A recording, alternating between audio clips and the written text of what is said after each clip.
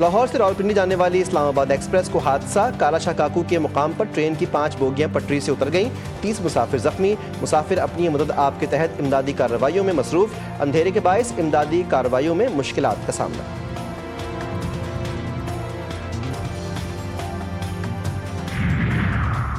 اور حکومت بلوچستان نے صوبے بھر میں 15 روز کے لیے دفعہ 144 نافذ کر دی، ڈبل سواری پر پابندی ہوگی، کالے شیشوں والی گاڑیوں اور اسلحے کی نمائش پر بھی پابندی عائد، خلاف ورزی کرنے پر سخت کارروائی کی جائے گی۔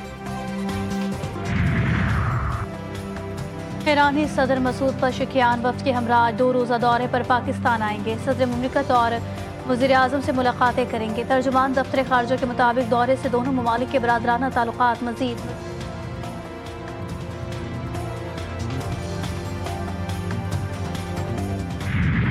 امریکی صدر ٹرمپ کی پاکستان کو چھوٹ، پاکستان پر 19% ٹیرف، بھارت پر 25% ٹیرف عائد۔ امریکی صدر نے مختلف ممالک پر ٹیرف سے متعلق ایگزیکٹو آرڈرز پر دستخط کر دیے۔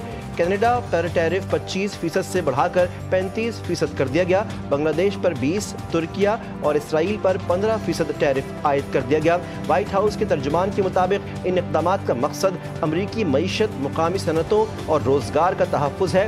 تجزیہ کاروں نے کہا کہ یہ پالیسیاں امریکہ فرسٹ نظریہ کا مظہر ہیں، جو عالمی تجارتی نظام کے خلاف ایک جارحانہ قدم ہے۔ پاک چین اسٹریٹجک تعلقات باہمی اعتماد کی مثال، پاکستان اور چین کے افواج برادر فوجیں ہیں۔ بدلتی ہوئی عالمی حکمت عملی کے باوجود دونوں ممالک کی دوستی ہر آزمائش پر پوری اتری ہے، اس میں کوئی لغزش نہیں آئی۔ دونوں اقوام نے علاقائی اور عالمی چیلنجز کا بھرپور سامنا کیا۔ فیلڈ مارشل عاصم منیر کا GHQ میں عوامی جمہوریہ چین کی فوج کے یوم تاسیس کے حوالے سے تقریب سے خطاب، دفاع، سیکیورٹی اور تعمیر ملت پہ پیپلز لبریشن آرمی کے کردار کو سراہا۔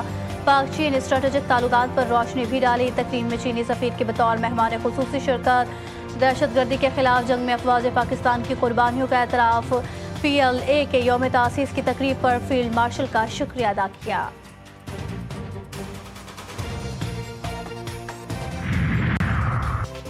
نواز شریف اور وزیر اعلیٰ پنجاب مریم نواز سے UAE کے سفیر کی ملاقات، پاکستان اور UAE میں تعاون کو نئی بلندیوں تک لے جانے پر اتفاق۔ متحدہ عرب امارات کے صدر شیخ محمد بن زاید ال نہیان کی قیادت کو خراج تحسین پیش کیا۔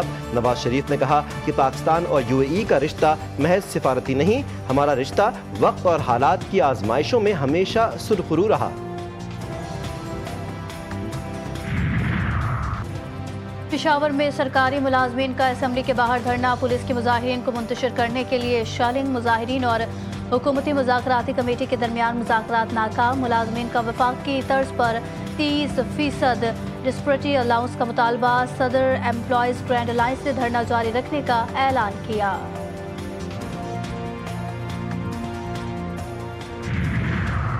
حکومت بلوچستان نے صوبے بھر میں 15 روز کے لیے دفعہ 144 نافذ کر دی، ڈبل سواری پر پابندی ہوگی، کالے شیشوں والی گاڑیوں اور اسلحے کی نمائش پر بھی پابندی عائد، خلاف ورزی کرنے پر سخت کارروائی کی جائے گی۔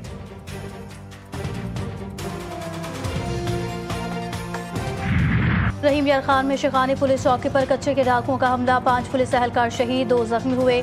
فائرنگ کے تبادلے میں ایک ڈاکو بھی مارا گیا۔ ڈاکوؤں کی جانب سے چوکی پر راکٹ لانچر بھی داغے گئے۔ شہید اہلکار 6 ماہ سے کچے میں ڈیوٹی سر انجام دے رہے تھے۔ شہید اہلکاروں میں 2 کا تعلق رحیم یار خان، 3 کا تعلق بہاول نگر سے ہے۔ غزہ میں امدادی مراکز پر بھوکے پیاسے فلسطینیوں کا قتل عام، مزید 15 فلسطینی شہید، درجنوں زخمی۔ غزہ سٹی، جبالیہ، خان یونس اور وسطی غزہ مکانات اقامہ بستیوں پر بمباری اور گولہ باری، 28 فلسطینی جان سے گئے۔ امداد کی طویل بندش سے قحط کی صورتحال سنگین، بھوک کی شدت سے مزید 4 افراد دم توڑ گئے۔ امریکی ایلچی اسٹیو وٹکاف کا غزہ میں امدادی مراکز کا دورہ، امدادی سامان اور خوراک کی تقسیم کا جائزہ۔ حماس رہنما عزت الرشق نے تشہیری حربہ قرار دے دیا، کہا کہ وٹکاف وہی دیکھتا ہے جو اسرائیلی قابضین اسے دکھانا چاہتے ہیں۔ اسرائیل کی مرضی کے بغیر کوئی فلسطینی ریاست نہیں قائم ہو سکتی، وزیر خارجہ مارکو روبیو نے امریکی پالیسی واضح کر دی۔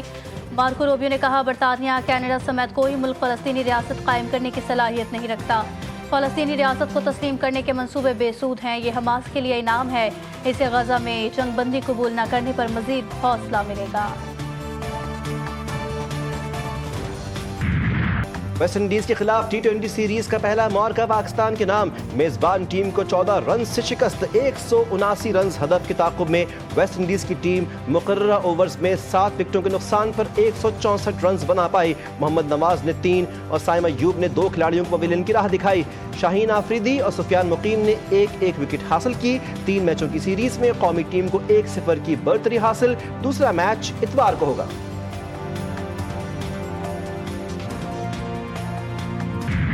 اور گورنر ہاؤس سندھ میں معرکہ حق جشن آزادی کی تقریبات، پرچم کشائی اور آتش بازی کا شاندار مظاہرہ۔